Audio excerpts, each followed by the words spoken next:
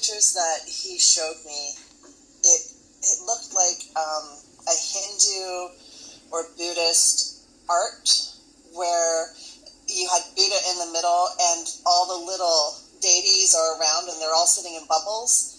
And you can see the guy in the bubble with the silhouette sitting in lotus. And that's what was in the pictures.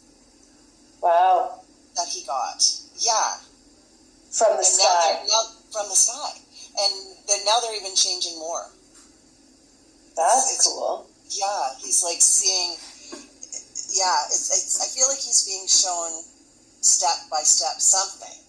I don't know what it is yet, but it's pretty cool. But the little Buddha sitting in the bubble really freaked me out. I was like, oh my God.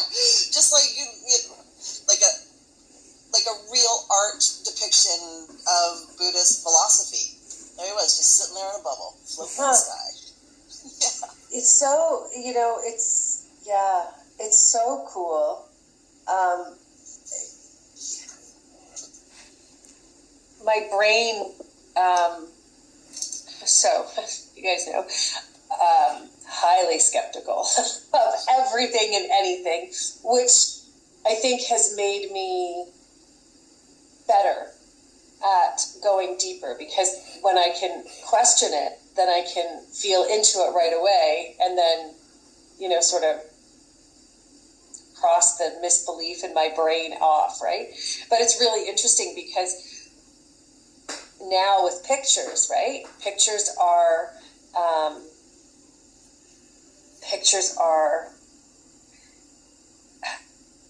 I don't know, right? I don't know how much they're worth as far as truth anymore because of the way the world's changing and AI and how everything is just so easily shifted and manipulated, right? And so for humans like your friend who have been doing this for years, dedicated, it's an even harder time it's like a greater challenge now than ever before. It's funny, right? Because if you look at it from both sides, like we're seeing more and yet AI is more. So there's more disbelief, which when I'm even talking it through, I'm like, oh, it's kind of fascinating how the two are colliding, like they're coming together at the same point. Sorry, I'm just feeling into all of this as it's, this is what happens. So I see something or I hear something, and then this is sort of, I'm walking through what my brain does when I'm watching like a video or I'm listening to someone talking, and so there's no filter on what I'm saying right now, and it's just sort of how my brain goes, and then I keep learning more, right? But it's fascinating because when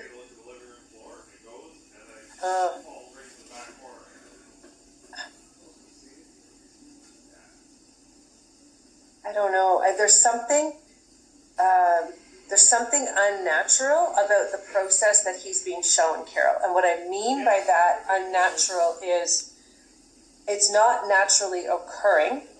It's definitely a strategic, and they're using the word strategic,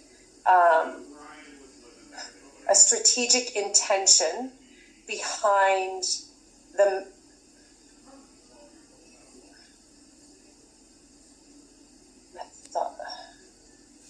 methodology. It's not quite that word.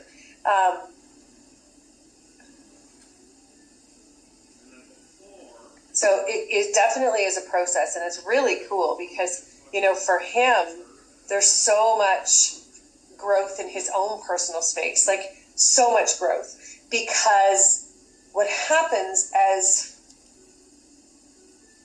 so when you've been a believer in all of the things not